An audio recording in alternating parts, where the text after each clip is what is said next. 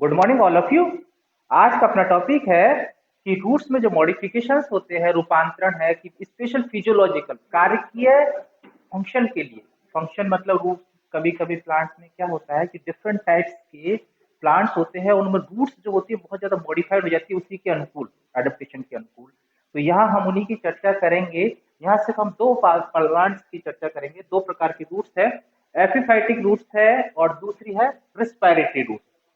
तो सबसे पहले चर्चा करते हैं एपिफाइटिक रूट्स के बारे में। तो सबसे पहले जानते हैं कि एपिफाइट क्या चीज है। एपिफाइट्स वो पादप होते हैं जो अन्य पादपों के ऊपर उगते हैं। ये परजीवी नहीं है लेकिन अन्य पादपों के ऊपर उगते हैं सिर्फ, और प्लांट्स में पाए जाते हैं। और इनकी खासियत ये है कि ये जो प्लांट्स है इनमें दो प्रकार की तो रूट्स पाई जाएंगी।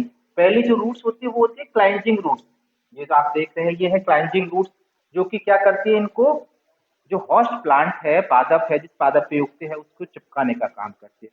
तो जैसे किसी भी प्लांट के ऊपर ये प्लांट पाया जाएगा तो एक रूट्स होगी, वो क्या काम करेगी, इस प्लांट पे चिपकाने का काम करती है, उनको कहा जाएगा क्लाइंजिंग रूट्स कहा जाता है। और दूसरी जो है जो हवा में लटकी हुई रहती है, नीचे की ओर प्लांट के नीचे लटकी रहती है, ये हरे रंग की होती है, थोड़ा सा प्रकाश संश्लेषण कर सकती है। इनको कहा जाता है एरियल रूट्स।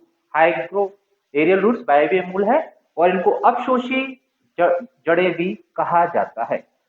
इसका सबसे अच्छा एग्जाम्पल है बांडा। बांडा प्लांट दूसरे प्लांट के ऊपर उगता है। बांडा जो प्लांट है, ऑर्किड सामान्य भाषा में, ये दूसरे प्लांट के ऊपर पाया जाता है। पत्तियां इनमें पाई जाएंगी। रूट्स दो प्रकार के, क्लाइंजिंग और एरियल रूट्स। अब सबसे खास बात यह है कि ये जो एरियल रूट्स है, ये जो इसमें एरियल रूट्स पाई जाती है, क्लाइंजिंग रूट्स सिर्फ ओनली चिपकाने का काम करती है ताकि वो उस प्लांट पर चिपका रहे। लेकिन जो ये एरियल रूट्स है ये ग्रीन कलर की होंगी, प्रकाश संश्लेषण कर सकती है इनमें।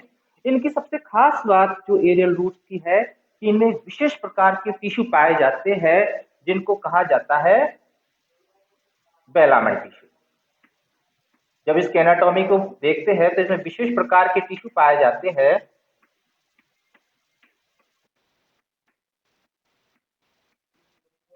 जिनको बेलामेंट टिश्यू कहा जाता है। ये बेलामेंट टिश्यू सबसे ऊपर लेयर होंगी, लिमिटिंग लेयर, उसके नीचे पाया जाएगा बेलामेंट टिश्यू पाए जाएंगे। ये बेलामेंट टिश्यू है पूरे पूरे। बेलामेंट टिश्यू की खासियत ये है कि ये जो कोशिकाएं हैं, इसकी जो टिश्यू होगा वो पूरा का पूरा निर्जीव है, डेड होता है। और 6 से 8 लेयर इसकी पाई जा सकती है बेलामेंट टिश्यू की, एक दूसरे के बिल्कुल पास पास पाए जाएंगे और इनमें इंटरसेलुलर स्पेस नहीं पाए जाते हैं। ये बेलामेंट टिश्यू, बेलामेंट टिश्यू। तो एपीफाइट प्लांट्स की सबसे अच्छी बात है कि इनमें बेलामेंट टिश्यू पाए जाते हैं। एरियल रूट्स का जब सेक्शन कटिंग करते हैं इसकी रूट की, तो बेलामेंट टिश्यू जो है वो 6 से 8 लेयर है। लिमिटिंग लेयर के जस्ट नीचे की ओर पाया जाएगा। कोशिकाएं इसकी निर्जीव होंगी, सारी कोशिकाएं बिल्कुल पास पास पाई जाएंगी, इंटरसेलुलर स्पेस नहीं पाया जाएगा।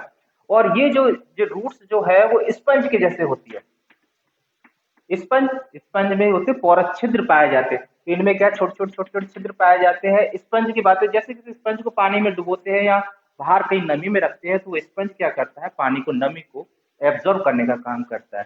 तो ये जो स्पंजी टिश्यू है, बेलामेंट टिश्यू, ये बिल्कुल स्पंज की तरह होते हैं और वातावरण की, वायुमंडल की नमी है उसको एब्जॉर्ब करने का काम करते हैं, ताकि इसकी पानी की जो पूर्ति है वो वातावरण से हो जाती है। तो ये जो टिश्यू है ये बहुत ज्यादा इंपॉर्टेंट है, इसी कारण से है कि इसमें एब्जॉर्बिंग की क्षमता पाई जाती है, वायुमंडल से नमी को एब्जॉर्ब करने की क्षमता पाई जाती है। तो एपिफाइटिक रूट्स हो गए। एपिफाइट प्लांट्स वो प्लांट्स है जो दूसरे पादपों पर उगते हैं। और इनकी खास बात यह है कि इनमें दो प्रकार की रूट्स पाई जाएंगी। एक तो क्लाइंजिंग रूट्स होंगी जो कि चिपकाने का काम करती है, दूसरे प्लांट के ऊपर चिपकाने का काम करती है।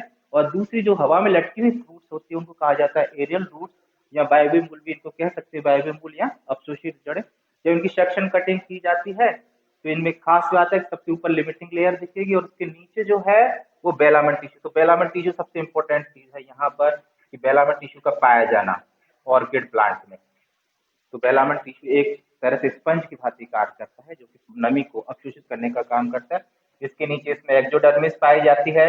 एक्जोडर्मिस के बीच बीच में पैसेज सेल्स पाई जाती है जो कि, और सारी संरचनाएं जो है रूट्स के समान है।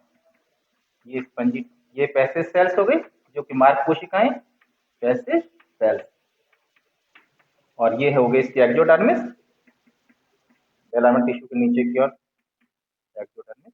तो सबसे बाहर लिमिटिंग लेयर हो गई, उसके नीचे फिलामेंट टिश्यू स्पंज के समान, फिर ये एक्सोडर्मिस नीचे की ओर एक्सोडर्मिस, और पानी को ये बीच में इसकी जो कोशिकाएं हैं वो रेडियल और ये कोशिकाएं होती है वो थोड़ा सा सुपेरियर जमाव के कारण थिक होती है बहुत ज्यादा, तो पानी एक कोशिका दूसरी कोशिका में नहीं पहुंच पाएगा, तो बीच बीच में क्या होगा, पैसेज सेल्स पाई जाती है। तो पैसेज सेल का काम होता है कि पानी को जो ऊपर सफिश किया उसको जड़ों तक, अंदर तक, प्लांट तक पहुंचाने का काम है। तो ये है एपिफाइट्स रूट्स। दूसरा है रिस्पायरेटरी रूट्स और न्यूमेटोफोर रूट्स। रिस्पायरेटरी रूट्स जो है वो मेनली पाई जाती है दलदली वाले इलाकों में, सैलाइन वाटर जहाँ पर होता है, या समुद्र के किनारे जो मैंग्रोव प्लांट्स, मैंग्रोव है दलदली वाला क्षेत्र है, वहां पर रिस्पायरेटरी रूट्स पाई जाती है। तो समुद्र के किनारे वाले स्थानों पर क्या होता है कि ये जो प्लांट जहाँ पर उगते हैं वो दलदल वाले स्थान पर ऑक्सीजन की पर्याप्त मात्रा नहीं होती है दलदल के अंदर। तो वहाँ के जो पादप है उनमें ये जो प्लांट्स है ये सीधे सीधे प्लांट्स हैं, तो यहाँ इनमें अडेप्टेशन इस प्रकार से अनुकूलन विकसित हो गया कि ये जो हॉरिजॉन्टल रूट्स होती है, हॉरिजॉन्टल रूट्स है, उनसे पैग लाइक खूंटी के समान रूट्स उत्पन्न हो जाती है जगह जगह, ये रूट्स उत्पन्न हो गई जगह जगह दलदल वाले इलाकों में ऊपर की तरफ। ये दलदल वाला इलाका है, प्लांट के नीचे से हॉरिजॉन्टल रूट से दल खूंटी के समान जड़ें उत्पन्न हो जाती है, और इनको कहा जाता है न्यूमेटोफोर्स रूट। क्या कहा जाएगा इनको, न्यूमेटोफोर्स रूट। इसकी खासियत ये है कि दलदल वाले इलाकों में ऑक्सीजन की होती है कमी, उसकी पूर्ति करने के लिए वैसे तो जड़ें जो होती है पॉजिटिवली जियोट्रॉपिक होती है, नेगेटिवली फोटोट्रॉपिक होती है, लेकिन यहाँ जो जड़ें होती है वो पॉजिटिवली तो क्या है, फोटोट्रॉपिक है, अपोजिट होंगी, क्योंकि ऊपर की तरफ है जड़ें, जमीन से ऊपर की ओर निकली हुई दिखाई देती है, और नेगेटिवली जो होंगी वो फोटोट्रॉपिक होंगी, नेगेटिवली जियोट्रॉपिक है, नीचे की ओर है। तो ये जड़ों में छोटे छोटे छिद्र पाए जाते हैं, ये छोटे छोटे छिद्र पाए जाते हैं, इनको कहा जाता है लेंटिसेल्स। पोर्स होते हैं, लेंटिसेल्स कह सकते हैं ये पोर्स को, छोटे छोटों को, या कहा जाएगा इनको न्यूमेटोड्स, न्यूमेटोड्स भी कहा जाता है। तो ये जो पोर्स पाए जाते हैं ये वायुमंडल की ऑक्सीजन को एब्जॉर्ब करके प्लांट को पर्याप्त मात्रा में पहुंचा देते हैं। तो रिस्पायरेटरी रूट्स का एग्जांपल है राइजोफोरा एविसिनिया, मैंग्रोव प्लांट्स है राइजोफोरा, हेलोफाइट्स है राइजोफोरा एविसिनिया,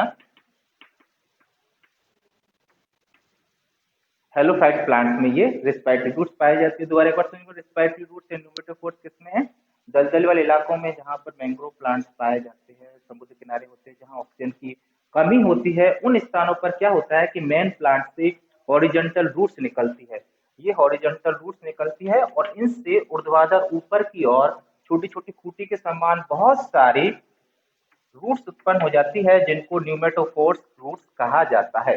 इन रूट्स में छोटे छोटे छिद्र पाए जाते हैं, पोर्स होते हैं, इनको लेंटिसेल्स और न्यूमेटोड्स कहा जाता है। इनका फंक्शन ये है कि ये जो वायुमंडल की ऑक्सीजन है उसको एब्जॉर्ब करके प्लांट तक पहुंचाते हैं। तो दोनों रूट देखिए, एपिफाइटिक रूट्स ये भी अनुकूलन है, फिजियोलॉजिकल अडेप्टेशन, फिजियोलॉजिकल फंक्शन इनका रूट्स का बिल्कुल डिफरेंट टाइप का है। रिस्पायरेटरी रूट्स ये भी ऑक्सीजन के कारण रूपांतरण हो गया है। दोनों ही प्रकार की रूट्स बहुत ज्यादा इंपॉर्टेंट है। ठीक है, थैंक यू वेरी मच।